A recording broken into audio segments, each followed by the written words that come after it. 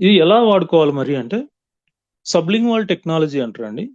అంటే మనం ఉదయం లేచిన వెంటనే బ్రష్ చేయకముందే ఎంటీ స్టమక్ తో మరి ఈ యొక్క చాచెట్ కట్ చేసి నాలుగు కింద పోసుకోవాలి. నాలుగు కింద పోసుకుంటే మన నోట్లో ఉన్న సెలైవాతో మిక్స్ అయ్యి అది డైరెక్ట్ గా బ్లడ్ స్ట్రీమ్ లో కలుస్తుంది.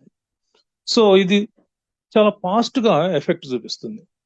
ఇలా చేసిన తర్వాత ఒక 5-10 నిమిషాలు ఆగి మనం కొంచెం వాటర్ ఎక్కువ తీసుకోవాలి. అంటే ఖచ్చితంగా ఒక హాఫ్ లీటర్ గోరువెచ్చని వాటర్ కానీ నార్మల్ వాటర్ కానీ మనం తీసుకుంటే చాలా ఎఫెక్టివ్ గా పనిచేస్తుంది. ఇక ఒక 45 మినిట్స్ ఆగి మీరు ఏదైనా తినొచ్చు, బ్రష్ కూడా చేసుకొని మీరు తినొచ్చు.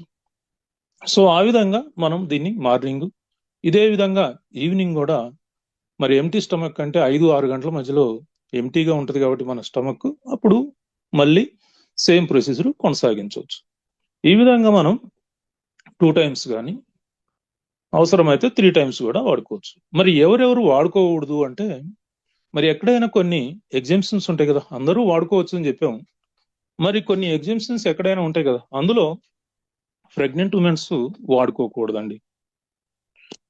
అలాగే పాలిచ్చే తల్లులు కూడా వాడకూడదు. ఇంకా ఆర్గాన్ ట్రాన్స్ప్లాంటేషన్ చేసిన వారు అంటే కిడ్నీ కానీ లివర్ కానీ హార్ట్ కానీ ఇలా ఆర్గాన్ ట్రాన్స్ప్లాంటేషన్ చేసిన వాళ్ళు కూడా వాడకూడదు. అయితే బైపాస్ హార్ట్ సర్జరీ చేసిన అంటే బైపాస్ చేసిన వాళ్ళు కానీ స్టెంట్ వేయించుకున్న వాళ్ళు కానీ నీ రీప్లేస్మెంట్ చేసుకున్న వాళ్ళు కానీ వారు వాడుకోవచ్చు, తప్పేం లేదు.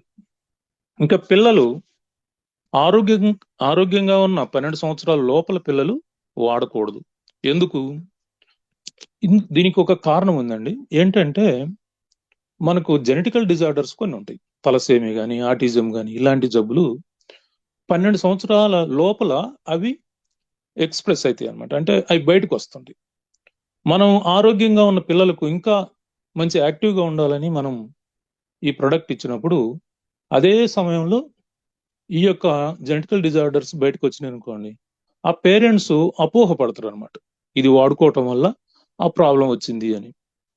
సో అలాంటి ప్రాబ్లం మనం ఫేస్ చేయకుండా మనం 12 సంవత్సరాల పిల్లలకు ఇవ్వట్లేదు. ఎందుకంటే 12 సంవత్సరాల తర్వాత ఆ జెనెటికల్ డిజార్డర్స్ ఏం బయటకు రావు.